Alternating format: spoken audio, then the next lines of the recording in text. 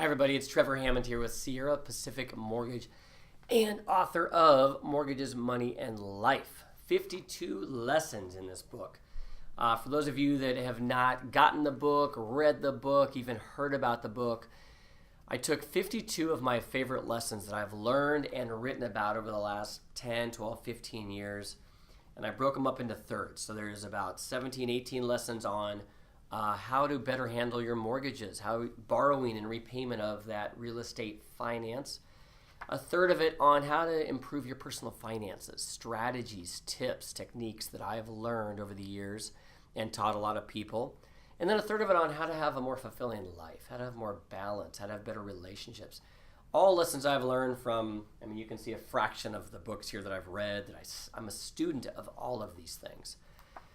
So today I want to share one of the lessons from the book in the life section, and it's lesson number 14, stress. It's actually called Stress and How to Overcome It.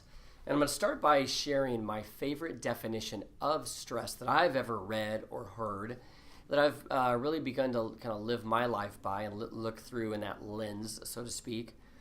And it's this: stress is the gap between what we expect and what actually happens.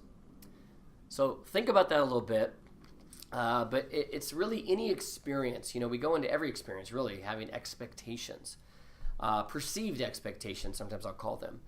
It's a new restaurant, right? We go in expecting this, and it turns out to be this. And that creates stress, frustration, disappointment. The newest movie out, the latest, greatest movie that we all have to go see.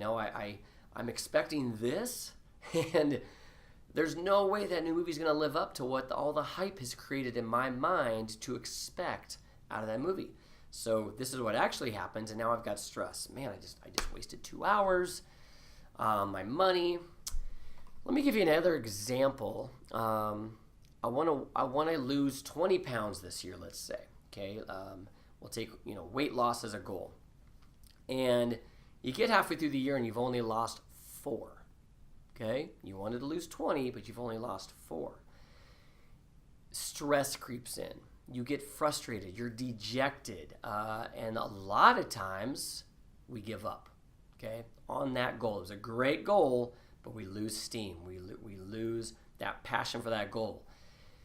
So how do we solve this? I have learned how to solve this. Now, it doesn't mean I don't have stress in my life. I've got plenty of stress, but I look at it completely different now, and it's so much less stressful. How about, let's put it that way. So here's what happens. I learned a long time ago to, rather than, let's use the weight loss example, compare myself, my 4 pounds I've lost so far, to the 16 that I haven't lost. I turn around and I look at where I've come from. I look at the fact that I was 4 pounds heavier just a few months ago. And I've lost 4 pounds. I'm 4 pounds lighter now. So you see what I just did there? Instead of comparing myself to that stake in the ground, that big goal that I set, because I'm all about setting big goals, I set it. I put the stake in the ground, but then I don't measure myself on whether or not I've achieved that goal. I measure myself by the progress that I have made. Okay? So you don't just set lower goals. That's cheating. That's not the point of this. That's not getting out of life what you could be getting. You want to set big goals, but then you want to measure your progress and measure how far you've come daily, weekly. I'll give you one more tip. Okay, and there's more in the book obviously on this, but at the end of every day, write down or share with your family around the dinner table 2 or 3 wins you had that day. We get so caught up about what we expected out of the day and then all the crud that happened. Share 2 or 3 wins from the day, or journal them at the end of the night where you made progress. There are already plenty of goals you had that day that you did not accomplish, okay, that you'll be frustrated by if you go to bed thinking about those. But focus on your wins, areas you've made progress on, okay? So, again, that is lesson number 14 if you get the book. It's all about having more joy out of life and learning how to look at stress. You can't live life without stress, okay? Any change is going to cause stress. But the lens we look at it through makes all the difference in the world.